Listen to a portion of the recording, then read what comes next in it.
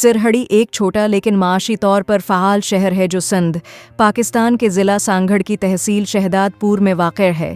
مرکزی ریلوے اور سڑک کے نیٹ ورک کے ساتھ واقع یہ قریبی شہروں جیسے شہداد پور، سکرنڈ اور نواب شاہ کو جوڑتا ہے، جو اسے ایک اہم مقامی تجارتی مرکز بناتا ہے۔ یہ قصبہ اپنی زراعت، خاص طور پر کیلے کی پیداوار اور برآمد کے ساتھ ساتھ کپاس اور گندم کی کاشتکاری کے لیے جانا جاتا ہے۔ سرہاری میں بھی ایک مصروف بازاری زندگی ہے، جہاں کپڑے، مٹھائیوں اور پھلوں کی تجارت مقامی معیشت میں اہم کردار ادا کرتی ہے۔